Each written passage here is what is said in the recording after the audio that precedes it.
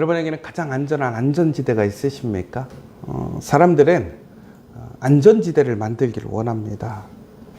그 안에 있으면 내가 평안할 것 같고 보호받을 수 있다고 생각하기 때문에 그렇습니다. 저도 마찬가지입니다. 무엇인가 예측 불가능한 상황보다는 제가 상황을 전체적으로 알고 컨트롤할 수 있는 것, 그리고 무엇인가에 내가 알지 못하는 일들이 돌발적으로 일어나지 않도록 이렇게 좀 만들어가는 것을 선호합니다. 여러분들은 어떠십니까? 우리도 항상 이렇게 좀 안정적이고 안전한 삶을 선호하지 않습니까? 그런데 오늘 하나님께서 이스라엘 사람들이 그렇게 안전하다고 안정감 있게 느끼던 그 울타리를 부숴버리시겠다고 하는 거예요. 그리고 무엇보다도 우리가 그렇게 믿고 의지했던 울타리, 안전지대가 나에게 아무런 소용이 없다라는 사형선고와 같은 이야기를 듣는 것입니다. 내가 가장 편안하게 생각하는 장소, 혹은 가정, 일터, 혹은 교회가 하나님 앞에서 보호받지 못한다라는 이야기를 듣는 것이지요. 여러분, 그때 우리는 어떤 생각이 드시겠습니까? 그러나 여러분, 우리는 다시 한번 우리의 인간적인 안일한 기대나 생각들을 내려놓고 하나님 말씀 앞에 온전히 하나님께서 진정한 우리의 보호자 되시고 우리의 위로 되심을 기억해야 할 것입니다. 오늘 특별히 말씀을 다시 한번 좀 잘 보면요, 하나님께서는 이스라엘 사람들이 하나님의 언약을 신실하게 지키지 않는다라고 말씀하고 계십니다. 그래서 결국에는 4가지의 끔찍한 재앙을 내리시는 것을 보게 됩니다. 첫 번째는 기근을 내려서 양식을 끊으시고, 그리고 사나운 짐승이 땅을 황폐케 하는 것을 보게 됩니다. 그리고 전쟁의 칼이 휩쓸고 지나가고, 더 나아가서는 전염병이 창궐해서 그곳에서 모든 생명을 거두시겠다라고 얘기를 하고 계십니다. 이것은 단순히 그냥 재앙이 내렸다, 어려움이 생겼다라는 것이 아닙니다.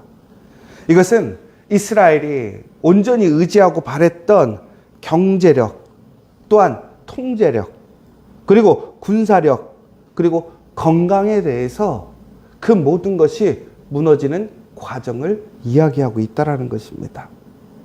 그러니까 하나님이 아닌 다른 것, 하나님이 주신 그 은혜의 축복들을 하나님이 아니라 그것들을 의지하게 됐을 때 하나님은 그 모든 것들을 무너뜨리시더라는 것입니다.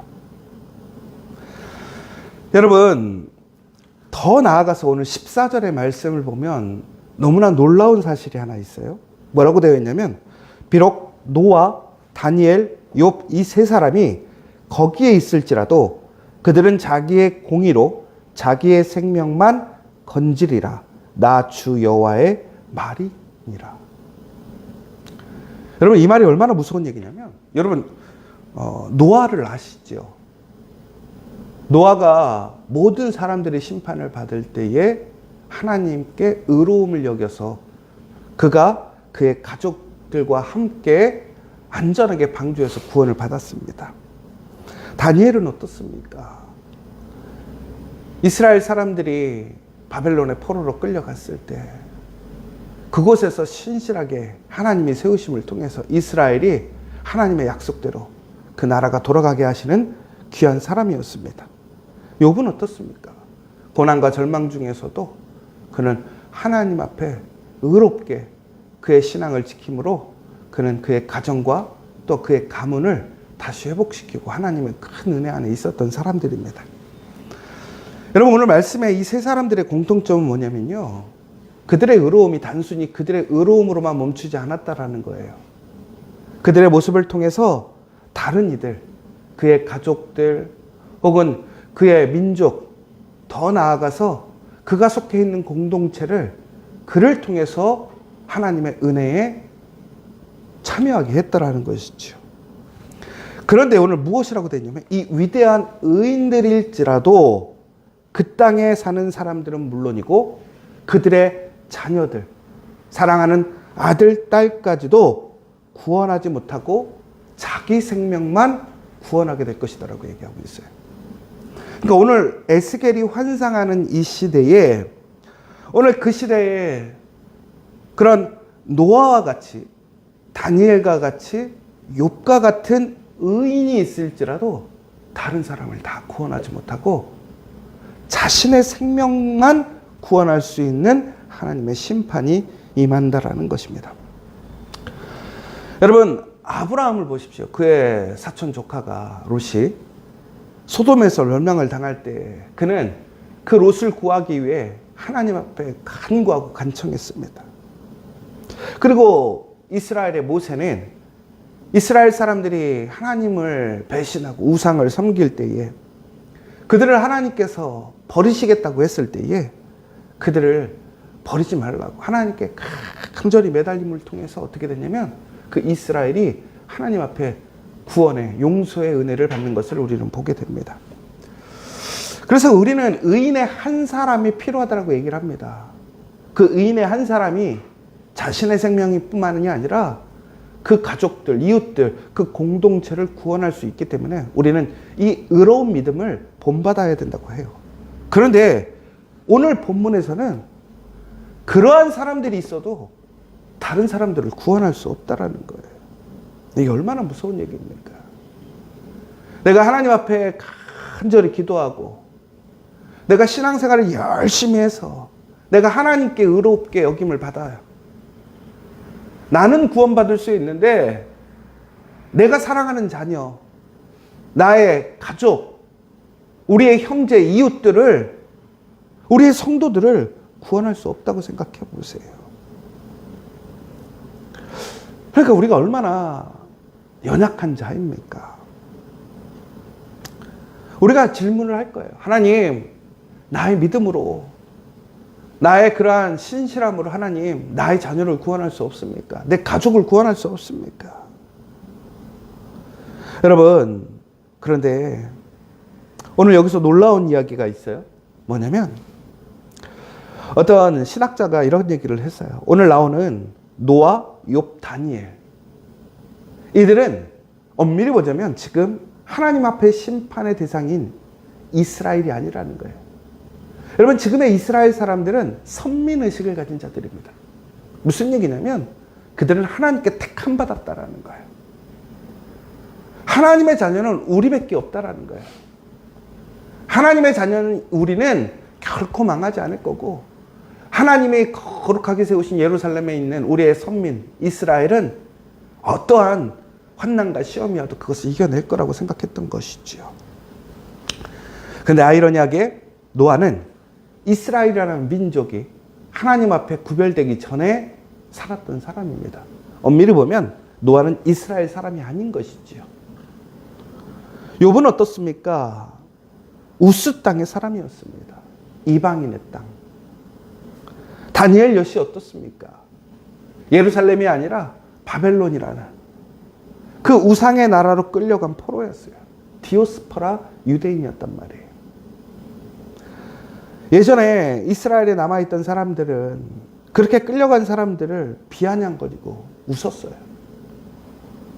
그런데 오늘 보시면요, 오히려 거룩하고 선택받았다고 생각하는 그러한 이스라엘은 자신들의 백성, 자신의 가족, 자신의 자녀를 구원하지 못해요. 그런데 오히려 하나님 앞에 선택받았거나 이스라엘이라 호칭받지 않았던 노아, 욥, 다니엘은 하나님의 놀라운 신실한 은혜로 자신의 생명뿐만이 아니라 다른 사람들의 은혜를, 다른 사람들을 구원하는 모습을 보여주더라는 것이죠.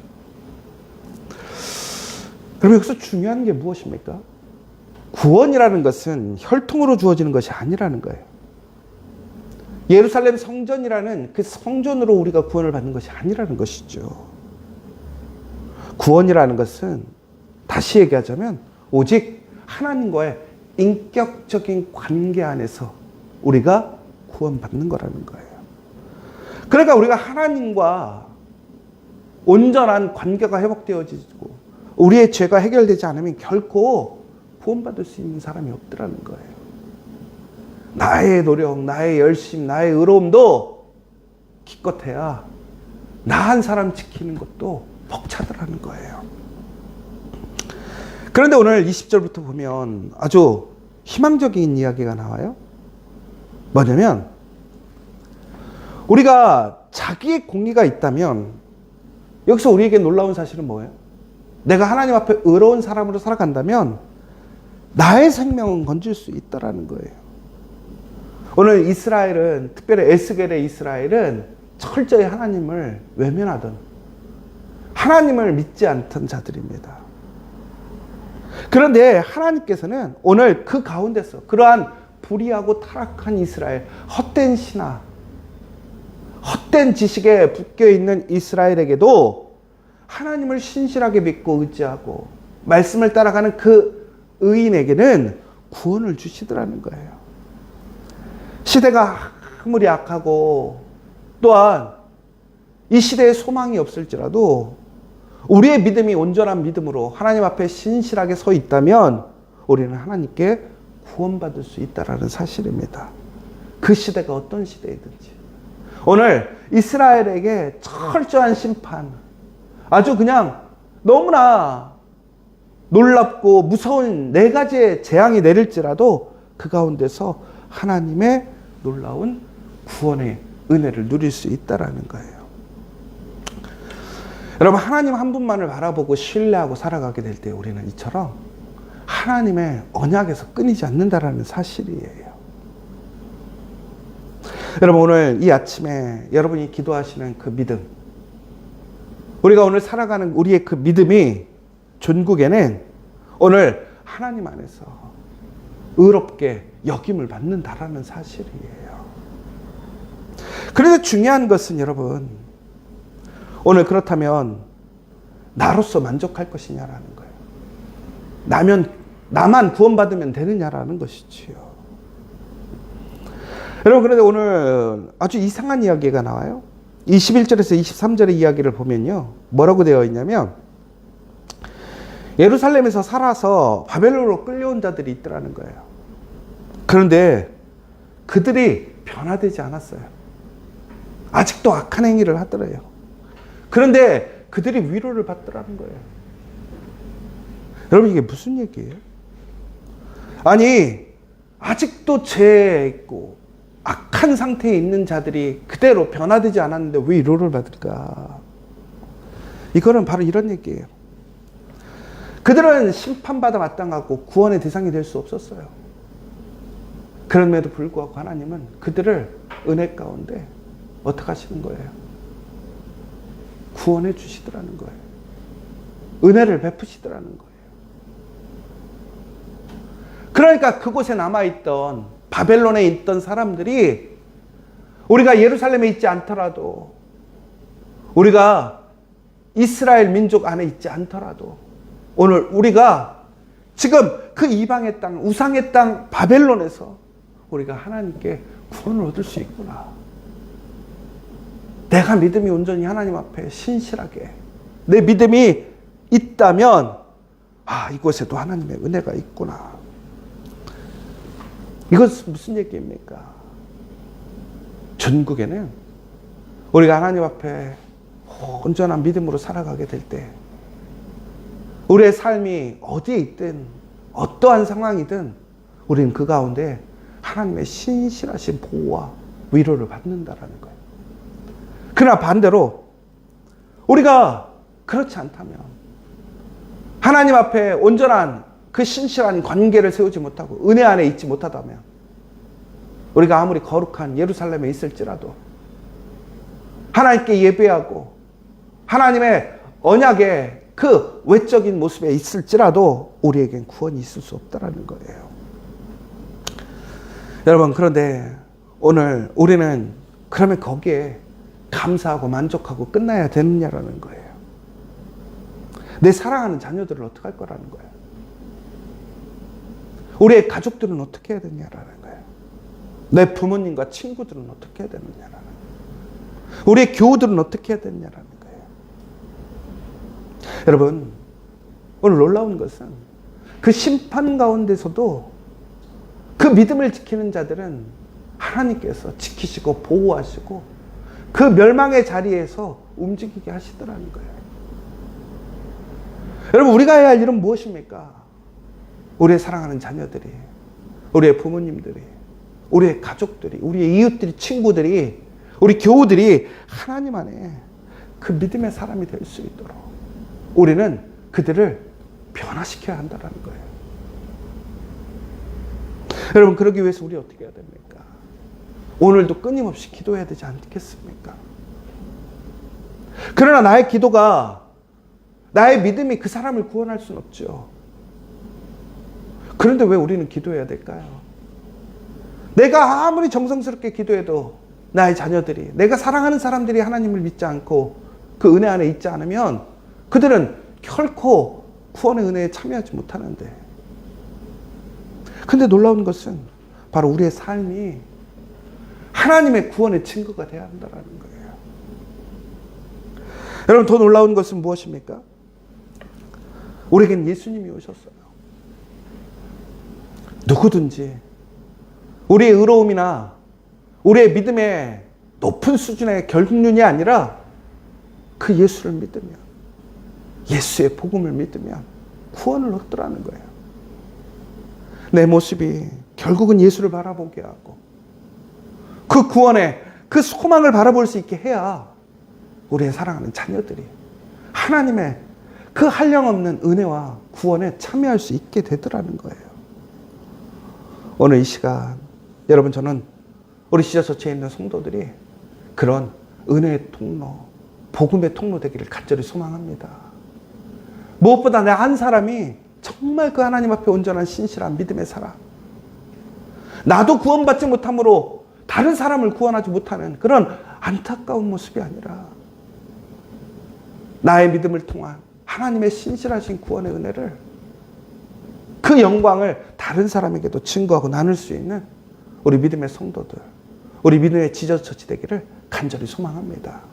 오늘 이 시간 다시 한번 우리 이웃에, 우리의 자녀에, 우리의 모든 그런 사람들을 위해서 다시 한번 기도하고 그 하나님의 신실하신 은혜, 그 심판, 피할 수 없는 심판, 그 모든 무너짐과 징계 속에서도 구원받을 수 있는 그 은혜에 참여할 수 있는 저와 여러분, 우리 모든 믿음의 성도들 되시기를 간절히 소망합니다. 우리 이 시간 기도했으면 좋겠습니다. 오늘 이 시간 다시 한번 우리 두렵고 떨리는 마음으로 기도했으면 좋겠습니다. 나의 의로움으로는 나 자신 하나도 구원하기가 벅찹니다. 우리는 교만하고 안일하면서 깨어나야 합니다. 나 하나의 믿음 하나 지키는 것도 어렵고 나 하나 구원받기도 어려운 사람, 이것이 우리의 실제적인 모습입니다.